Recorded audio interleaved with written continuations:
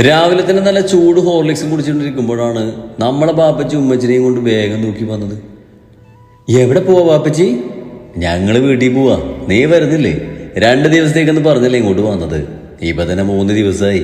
വീടിങ്ങനെ അടച്ചിട്ട പൊടി പിടിക്കും. പൊടിയോ? എന്നാ നിങ്ങൾ പോയിക്കോ, ഞാനില്ല. പൊടിയൊക്കെ കളഞ്ഞ് എന്നെ വിളിച്ചാൽ മതി. അത് കേട്ടതും ചായ കുടിച്ചിരിക്കുന്ന അമിക്കാക്കും ഒന്ന് ചുമച്ചു. പറഞ്ഞത് പിടിച്ചു കാണില്ല. ബാപ്പച്ചി എന്തായാലും പോവല്ലേ, ശരി പൈസ എന്നിട്ട് പോയിക്കോ. നമ്മൾ പോക്കറ്റിലേക്കായിട്ട് കുറച്ച് കാശ് കൈക്കലാക്കി. എടി അവരോട് തനിച്ച് നിൽക്കണ്ട, നിനക്ക് കൂടി പോയാലെന്താ? വേണേ കുറച്ച് ദിവസത്തേക്ക് അമ്മയെ കൂടെ കൂട്ടിക്കോ. അമ്മയ്ക്ക് നമ്മളെ നോക്കി വല്ലാണ്ട് അങ്ങ് സപ്പോർട്ടാണല്ലോ. അല്ലേലും എന്നൊന്നും ആർക്കും വിലയില്ലെന്നേ. മൂത്തപ്പ കണ്ടോ ഈ അമ്മയ്ക്ക് എന്നെ പറഞ്ഞു വിടാൻ നോക്കുന്നത്? അല്ലെങ്കിൽ ഞാൻ വന്നതിന് അമ്മയ്ക്കൊക്കെ ഇഷ്ടമായിട്ടില്ല. ഇത് എന്റെ വീടാ, മോൾ എത്ര വേണേലും ഇവിടെ നിന്നോ, അവനെ നോക്കണ്ടെന്നേ. അതുകൂടി കേട്ടപ്പോൾ നമ്മൾ ഇളിച്ചുകൊണ്ട് അങ്ങേരെ നോക്കി. അങ്ങേരാണെങ്കിൽ എന്നെ നോക്കി പേടിപ്പിച്ചു. ആര് പേടിക്കാൻ? കുഞ്ഞിപ്പ ഞാനും വരും നിങ്ങളുടെ കൂടെ, അവിടേക്ക് എനിക്കൊന്ന് കാണണം. ആമി അതും പറഞ്ഞ് അകത്തേക്ക് ഓടിപ്പോയി. അങ്ങനെയാണെങ്കിൽ നമ്മളിവിടെ പോസ്റ്റല്ലേ, അല്ലെങ്കിൽ ഇങ്ങോട്ട് വന്നപ്പോൾ തൊട്ട് 8ന്റെ പണിയാണ്. അവളൊരു വലിയ ബാഗ് നോക്കി പിടിച്ചു വന്നു. എന്നാൽ എന്നെ ഇട്ട് പോകാൻ അവൾക്ക് എങ്ങനെ തോന്നും? ഞാനാണെങ്കിൽ പോണോ നിൽക്കണമെന്ന് ഗാഢമായ ചിന്തയിലാണ്. 2 ദിവസം കൂടി ഇവിടെ നിൽക്കാം.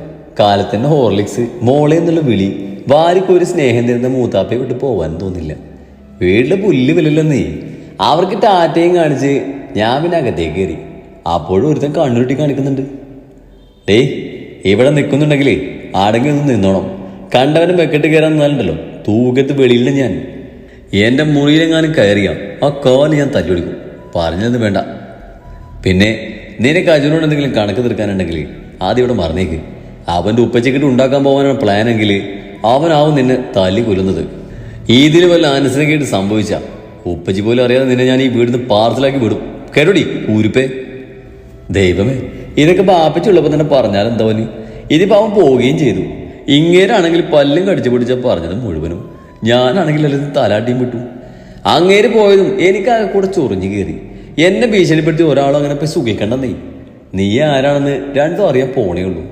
കയ്യും കുടിഞ്ഞ് ഞാൻ നേരെ പോയത് ലെവന്റെ മുറിയിലേക്കാണ്. സിഗരറ്റ് തപ്പി നോക്കിയെങ്കിലും അതൊക്കെ അവന് ഞാൻ വന്നേ പിന്നെ മാറ്റി വെച്ചെന്ന് എനിക്ക് മനസ്സിലായി. പണി കൊടുക്കാനൊന്നും കാണാത്തത് കൊണ്ട് ഞാൻ തലയും ചൊറിഞ്ഞ് നിൽക്കുമ്പോഴാ ഒരു ബൾബ് കത്തിയത്. അങ്ങേർക്കുള്ള മുട്ടം പണി തന്നെ, അല്ലാണ്ട് എന്ത്. എല്ലാം സെറ്റ് ചെയ്ത് ഞാൻ മുറിയും പൂട്ടിയിറങ്ങി. നമ്മൾ ഈ വഴി വന്നിട്ടേ ഇല്ലട്ടോ. ആരും ഇല്ലാത്തതുകൊണ്ട് മൂത്താപ്പാന്റെ കൂടി നിന്ന് വയറ് നിറച്ച് കഴിച്ചു. ക്ഷീണൊക്കെ തീർത്ത് ഞാൻ പുറത്തേക്കൊന്ന് ഇറങ്ങി. ഐസ്ക്രീം കഴിക്കാനുള്ള മോഹം കൊണ്ട് മാത്രമല്ല, അമ്മയ്ക്ക് ഉപദേശിച്ച് വിട്ടത് കൊണ്ട് മാത്രം നമ്മൾ അത്തപ്പയുടെ കടയിൽ കയറി ചെന്നു. 2 മൊഞ്ചന്മാരെ കണ്ട് എളിച്ച് കാണിച്ചെങ്കിലും മൈൻഡൊന്നും ഇല്ല. മിക്കവാറും അവന്മാരെ ഫ്രണ്ടാവും. അവന്മാർക്കാണെങ്കിൽ കാണുന്ന പെണ്ണൊക്കെ പെങ്ങന്മാരെ. ആരെയാവോ ഇവരൊക്കെ കിട്ടുന്നത്? അല്ല ഇതാര്? നീയമോളോ? ഇന്നലെ കണ്ടില്ലല്ലോ. അതോ, അത് പിന്നെ ഇന്നലെ ഞാൻ ഭയങ്കര ബിസിയായിരുന്നു. ഇപ്പോഴാണ് സമയം കിട്ടിയത്. അങ്ങേരോട് കത്തിയടിച്ചിരുന്ന് നേരെ വിരട്ടി തുടങ്ങി. അതിനിടയിൽ 2 ഐസ്ക്രീം കൂടി കഴിച്ചു. ഇനി നാളെ വരാം. ലേറ്റായി ചെന്നാലേ അമ്മയ്ക്ക് വീഴുന്നത് കാണാൻ പറ്റില്ല. വീഴുന്നതോ? ദൈവമേ, എല്ലാം കൂടി ഞാൻ തന്നെ പറഞ്ഞ് തൊലച്ച് കളിയെന്നാ തോന്നി. അതല്ല, ലേറ്റായി അമ്മയ്ക്ക് വീഴ്ത്തൂന്ന്. അങ്ങനെ ചന്തയും കുത്തി വീഴാനുള്ള കേണിയൊരുക്കി വെച്ചിട്ടാ വന്നത്. വീഴുന്നത് കണ്ടില്ലെങ്കിൽ തീരാ നഷ്ട. അപ്പോഴാണ് അങ്ങേര് 5 മിനിറ്റ് ഒന്നും പറഞ്ഞ് പോയത്. പോയപ്പോൾ കണ്ട ചോക്ലേറ്റും ഐസ്ക്രീമൊക്കെ കണ്ട് പല ചിന്തകളും വന്നെങ്കിലും വേണ്ടെന്ന് വെച്ചു. എനിക്ക് പിന്നെ ബാപ്പയുടെ പേസ് മാത്രം അടിച്ചു മാറ്റിയ ശീലമുള്ളൂ. എന്നാൽ ഒരു ഐസ്ക്രീം കൂടി കഴിച്ചാലോ? വീണ്ടും കൺഫ്യൂഷനായി. അല്ലെങ്കിൽ എൻ്റെ ബാപ്പച്ചയെ പോലെ തന്നെയല്ലേ ഇതും. അപ്പം മോശമൊന്നുമല്ല. കൈയിട്ട് ഫ്ലേവർ തപ്പി എടുക്കുമ്പോഴാ എൻ്റെ കൈ എടുത്ത് പിന്നിലേക്ക് പോയത്. പിന്നിലേക്ക് നോക്കിയത് മുന്നിൽ നിൽക്കുന്ന ആളെ കണ്ട് എല്ലാ പാവം മുഖത്ത് വന്നു. ആരുമില്ലാത്ത നേരത്തെ മോശമാണല്ലേ പണി. കള്ളി, നിന്നെ ഞാൻ വെറുതെ വിടില്ല. ഇതിനല്ലേ നീ ഉപ്പച്ചയെ സോപ്പിട്ട് ഇങ്ങോട്ട് വന്നത്? എൻ്റെ കൈ പിന്നിലേക്ക് തിരിച്ച് പറയുന്നത് കേട്ട് കണ്ണൊക്കെ നിറഞ്ഞു വന്നു. അമ്മാതെ തിരിച്ചു വെച്ചിരിക്കുന്നത്. ആ കൈ വിട്, ഞാൻ ചുമ്മാ വന്നതാ. അത് ഇപ്പൊ വരാന്ന് പറഞ്ഞിവിടെ നിർത്തിയതാ. അതിന് നിന്റെ അത്രയും വിവരമല്ലോ. പിന്നെ എങ്ങനെയാ?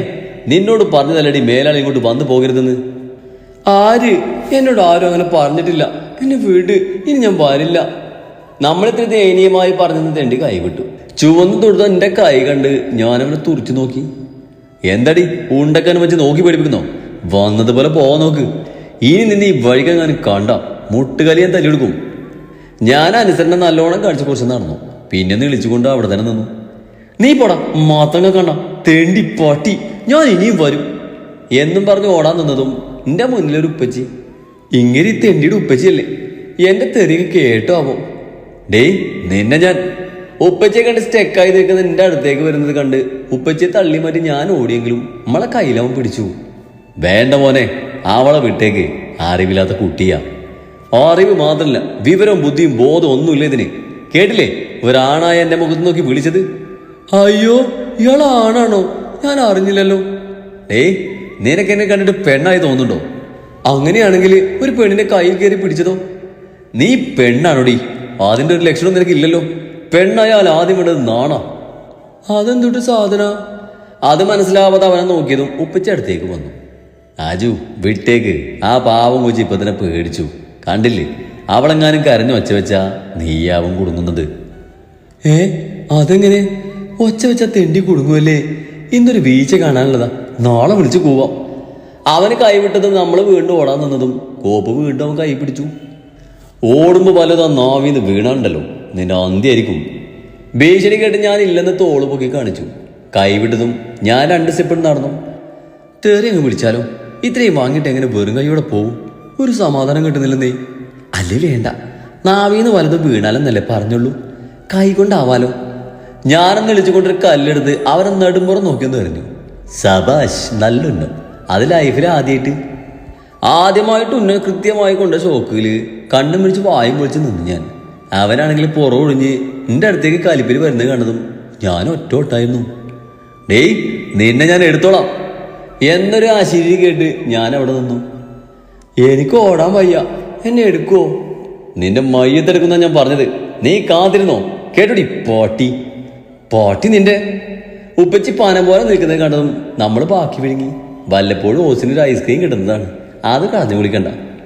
ഇവിടെ ഞാനിന്ന് എന്നും പറഞ്ഞില്ല. അവൻ എന്തൊക്കെയോ എടുക്കാനുള്ള തിരച്ചിൽ കണ്ടതും പിന്നെ ഒന്നും നോക്കാതെ വീണ്ടും ഓടി ഞാൻ. അല്ലെങ്കിൽ ശരിക്കും മയ്യത്തെടുത്തേനേ. ആജ് പല്ലും കടിച്ച ആ പിശാചിന്റെ പോക്ക് നോക്കി നിന്നതും പിന്നിൽ നിന്നൊരു കൊലച്ചിരി കേട്ട് അവൻ കലിപ്പിൽ തിരിഞ്ഞു നോക്കി. ഇനി എങ്ങനെ ആ കുരിപ്പിനോടെ കണ്ടാലുണ്ടല്ലോ, വേറെ ആരെയും കിട്ടില്ല ഉപ്പച്ചി നിങ്ങൾക്ക്. നിങ്ങളുടെ പ്രായത്തിനത്തെ വിവരവും നിങ്ങൾക്ക് ഇല്ലാതെയായോ? ആ പൊട്ടിപ്പെണ്ണിനോട് കൂട്ടുകൂടിയിരിക്കുന്ന പ്രായമല്ല നിങ്ങളുടേത്. അതെങ്ങനെയാ? അതിൻ്റെ അത്രയും ബുദ്ധിയില്ല നിങ്ങൾക്ക്. അവളുടെ കയ്യിൽ നിന്ന് നിനക്ക് കിട്ടിയിട്ടുണ്ടെങ്കിൽ അത് നീ ചോദിച്ചു വാങ്ങിയതാ. അതിന് എൻ്റെ മെക്കിട്ട് കയറിയിട്ട് എന്താടാ കാര്യം? ഉപ്പച്ചി പറയുന്നത് കേട്ടപ്പോഴോ അത് നേരാണെന്ന ബോധം വന്നത്. അല്ലെങ്കിൽ ഇപ്പം ഇങ്ങോട്ട് വരേണ്ട ഒരു കാര്യം ഉണ്ടായിരുന്നില്ല. ഒന്നും വേസ്റ്റ് ആയില്ല. ഉമ്മച്ചി എൻ്റെ പുറം ഷർട്ട് ഒരുവണ എന്തായെന്ന് നോക്കാൻ. അല്ലടാ അജു, ഈ പെണ്ണാണോ നിനക്കെന്ന് ഓരോ സമ്മാനങ്ങൾ തന്നുവിടുന്ന ആ പെണ്ണ്? ഉപ്പച്ചി വലിയ കാര്യമായ ചിന്തയിൽ താടിക്കും കൈകൊടുത്ത് ചോദിക്കുന്നത് കേട്ടപ്പോൾ ആദ്യം തലയാട്ടി വിളിച്ചു. എങ്കിലേ ഈ പെണ്ണിന് എനിക്ക് നന്നായി അങ്ങ് പിടിച്ചു. നമുക്ക് ആ പെണ്ണിനൊന്ന് ആലോചിച്ചാലോടാ. അത് കേട്ടത് ഞാൻ ഞെട്ടി പണ്ടാരടങ്ങിപ്പോയി. മൂത്ത് നിരച്ച് ഈ പ്രായത്തിൽ നിങ്ങൾക്ക് ആ പെണ്ണിനെ ആലോചിക്കാൻ നാണല്ലേ? അയ്യേ, നിങ്ങൾ ഇത്രക്കാരനാണോ? ഹേയ്, എൻ്റെ ഉമ്മച്ചി വഴിയാതായി പോവും. വയസ്സാം കാലത്ത് ഓരോരോ ആഗ്രഹങ്ങളെ. വീട്ടിൽ വാ, ശരിയാക്കി തരാം ഞാൻ. എടാ, എനിക്ക് കെട്ടാനുള്ള പട്ടി നിനക്കാണ്. വെറുതെ അല്ല പെണ്ണുള്ള തെറി മുഴുവൻ നിന്നെ വിളിച്ചത്. ഏതല്ല നിന്റെ സ്വഭാവം? നിനക്ക് പ്രായമായെന്ന ബോധമല്ലെങ്കിൽ അത് എനിക്കുണ്ട് കേട്ടോ. ഞാനതിനൊന്ന് വിളിച്ചു കൊടുത്തു. അല്ലെങ്കിൽ നമ്മൾ കരുതി ഉപ്പച്ചിക്ക് എന്ത് പറ്റിയെന്ന്. ഇനി ആ പെണ്ണ് വല്ല കൈവശം കൊടുത്തോ ആവോ? എൻ്റെ ഉപ്പച്ചി, നിങ്ങൾ ചങ്കിൽ കൊള്ളുന്നൊന്നും ഞാൻ കരുനാക്കി വെച്ച് പറയല്ലേ. ആ കാണുന്ന പോലെ ഒന്നല്ല കോപ്പ്. അതിനൊക്കെ കെട്ടിയ ജീവിതകാലം മുഴുവൻ പണി വാങ്ങാൻ മാത്രം നേരം കാണും. എനിക്ക് കെട്ടാനുള്ള പെണ്ണിനേക്ക് ഞാൻ തന്നെ കണ്ടുപിടിച്ചോളാം. ഒന്നില്ലേലും അത്യാവശ്യം ബുദ്ധി ഉണ്ടായാൽ മതി. അവൻ ഉപ്പയെ നോക്കി പറഞ്ഞു. അല്ലെങ്കിൽ ആ മന്ദബുദ്ധിയെ തൻ്റെ തലയിൽ കെട്ടി വെക്കും. ആ കോപ്പനെ പിടിച്ച് ഓടിയ ഓട്ടാണ്. അത് നിന്നത് വീടിന്റെ മുറ്റത്തെത്തിയപ്പോഴാണ്. അത് മൂത്താപ്പ താടിക്ക് കൈ കൊടുത്ത് അങ്ങോട്ടും ഇങ്ങോട്ടും വെറുതെ നടക്കുന്നത് കണ്ടിട്ട്. ഇനി ജോഗിങ് ആണോ? അല്ല, അത് കാലത്തല്ലേ. ഇതെന്താ ഇപ്പൊ ഈ നേരത്ത്? നിന്റെ സ്വഭാവം അങ്ങനെ അറിഞ്ഞു കാണോ? പഠിച്ചോനെ, ഞാനിന്ന് കാണിച്ചു കൂട്ടിയതൊന്നും മൂപ്പര് അറിയല്ലേ. വല്ലതും അറിഞ്ഞ ഇന്ന് തന്നെ കയറ്റി വിടും. ഞാൻ അരിച്ച് നടന്ന മൂത്താപ്പാന്റെ അടുത്തെത്തി. എന്താ മൂത്താപ്പ ഒരു ടെൻഷൻ? അത് മോളെ അമി. അത് കിടന്ന് ഞാൻ അകത്തേക്ക് കയറി ഓടി. ചെക്കൻ വീടുന്ന നാട്ടി വിളക്കി കാണും. അതല്ലേ ഈ നടപ്പ്. ഞാനല്ലേ വഴി റെഡിയാക്കിയത്. ഇപ്പൊ അനങ്ങാൻ വയ്യാതെ ബെഡിൽ സീലിംഗ് നോക്കി കിടപ്പാവും. ഞാൻ ആ മനോഹരമായ കാഴ്ച കാണാൻ അകത്തേക്ക് ആയിരുന്നു. ദേ പോണു ഞാൻ. അയ്യോ, എൻ്റെ എല്ലാം പോയേ, എൻ്റെ ബാക്ക് മൊത്തം പോയേ. എന്നാലും ഇത് എങ്ങനെ? ഞാൻ ബെഡിൽ നോക്കിയപ്പോ അവിടെ ശൂന്യം. അപ്പൊ അങ്ങേ രാമിയെന്ന് പറഞ്ഞത് വീണതല്ലേ? എന്നാൽ എൻ്റെ മൂത്താപ്പ ഈ കൊടുഞ്ചതി എന്നോട് വേണ്ടായിരുന്നു. അയ്യോ, എൻ്റെ ഉമ്മച്ചി ഓടിപ്പോയോ?